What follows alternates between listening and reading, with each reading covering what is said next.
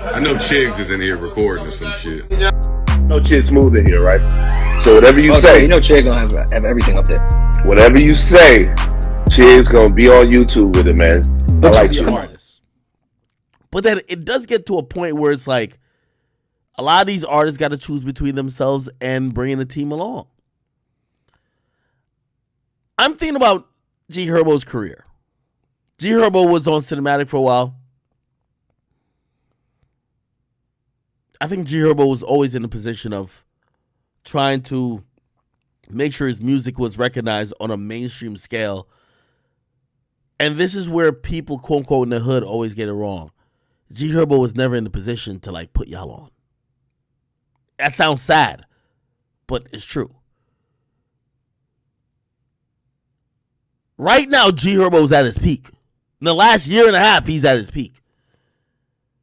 G Herbo in 2018, what could he do for you? G Herbo was lucky to be signed. Just being realistic. Whoever he signed to, they're rocking with him. But here's the thing about, like, you know, when a lot of these artists rely on this hood cosign.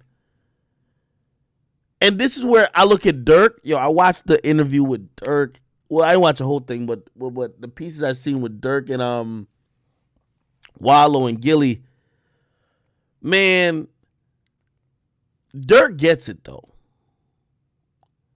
Dirk realizes before he makes $1 million, he got to pay 25 bails. He got to get 15 motherfuckers on their feet. He got to hit off 10 families with some bread before he makes $1 million for himself. And I think he accepts that. And in reality, if you're a street rapper, you got to accept it. Because you're always going to look fake when a nigga like this comes out later on and says, yeah, that nigga ain't do what he was supposed to do. He left us in jail. He ain't get us out the hood. He told us this, he told us that. Again, I don't know this guy. I don't necessarily have no reason to think he's talented. But nobody would care about his story if he's not coming out talking about G Herbo. So even little things. Yo, he promised us chains. He never got us chains. It's exposing the whole rapper image. Like, you know, all these rappers be like, yo, with my niggas from the hood, fuck this. You get to realize, like, and by the way, you know, this is no knock on G Herbo, bro. Like, niggas really got bills. I don't know what year this was, but does G Herbo got money to pay for his family shit, his shit, and for all these homies just to have chains? Like gangland and shit like that, and people who in gangs. It's really weird. So, I'm going to tell you how I treat shit, and I'm going to tell you how gang people treat shit, right? I'll tell you this, right? So, for example, I remember in 2011, 2012, like, we were having a great time in college, but I was realizing it was coming to an end.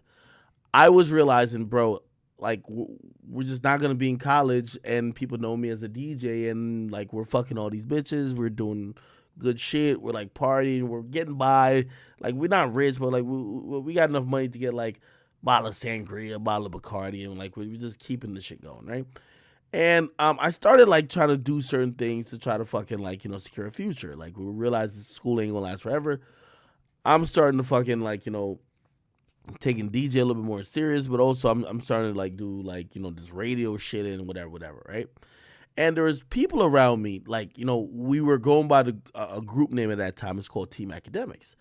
And everybody's was repping Team Akademiks. I'm DJ Akademiks, but everybody's is Team Akademiks, right? So, like, you know, people are, like, promoters, people are this, and it was a whole team. We had a whole system. We were throwing parties great. One thing I really noticed, right? Going forward, and by the way, if you ever ask me why, you know, there's certain people with me, like Leaf is someone you might hear his name often. I remember me still DJing, and, like, the guys with me, they got addicted to the lifestyle. So, like, I'd go to a party, they would show up mad late. They wouldn't show up when I was setting up. They would show up mad late into it. They would use my name at the front, be like, yo, what the fuck? Like, Yo, I'm not paying to get in. Let me in. I'm Team Akademiks. It's my homies. They would come over to the DJ booth. Yo, you got a man at the front, blah, blah. They're saying it's Team Akademiks. I said, who? They would tell me the name. I'm like, oh, yeah, that's my guy. They'd be like, all right, cool, we let him in. Now, granted, I'm being paid for these events. Now, at the end of the event, you know, they would just continue to use the name to go get bitches. Like, they want to go get bitches to try to fuck for the night or try to chill or try to bring back to the crib, this and third. There's only a few people who would continue to realize that, yo, listen, at this point, it's not about bitches. It's about, like, work. And they'll be like, oh, let's help pack up equipment, this and third. Now, I know I've said this before. And for some people who have heard the story before, I'm trying to, like, equate it to how I viewed how I moved forward. Okay. You know, all right, cool. Eventually, I get kicked off college radio. I'm starting doing stuff at the crib, blah, blah. The homies, they're still at the crib, like, bringing bitches over every night. Like, I'm up.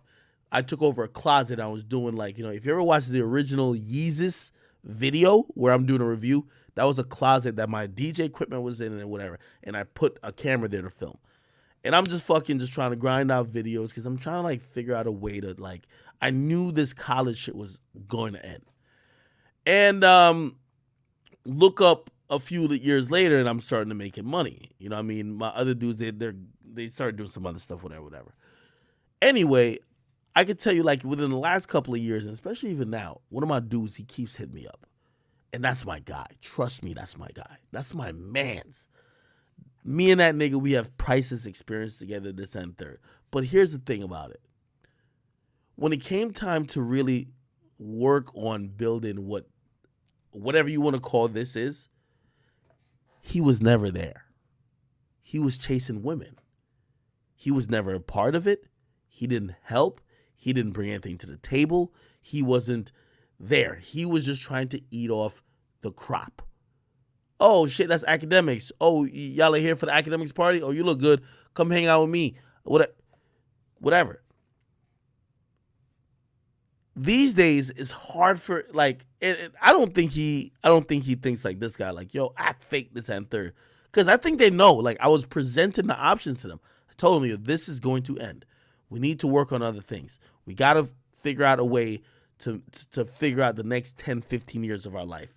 This college shit is going to end. We're not going to be 30 in college. Let's figure out how we're going to do shit on a bigger level. But these days, he calls me. He could be this guy. And this, I'm trying to make the parallel. He could be this guy and saying, well, I was there with this nigga from day one when we threw our first party. He was. But along the line, he didn't see the vision and he got sidetracked. He was interested in other things. Is it my responsibility because I've made it? And by the way, it's called survivor's guilt in a lot of sense. Because I've now made it, is it my responsibility to go find you and instill the success that I found onto you or help you when going along the process, you were just not there? Now, I don't know if this is the case with G Herbo's guys, but I hear these stories all the time. Yo, you left us. Bro, that seems unreasonable. I know that y'all hear the story like, oh, yo, he just left us. He just forgot about us. Bro, if you are making yourself a necessity along the way of somebody gaining success, it's impossible for them to leave you. You're going to be necessary. You're going to be there. When somebody says, oh, he forgot about us, it means you guys were no utility. You guys didn't take advantage. You guys didn't put yourself in position to say, yo, all right, cool. You start rapping? I bet, bro. I'm about to try to do some managerial shit. Let me try to get you some shows. Let me be the nigga booking the studio so you. Nigga, let me be the nigga who's burning the CDs.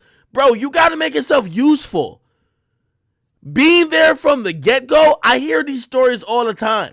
Y'all go back to my old hometown. You know what they say?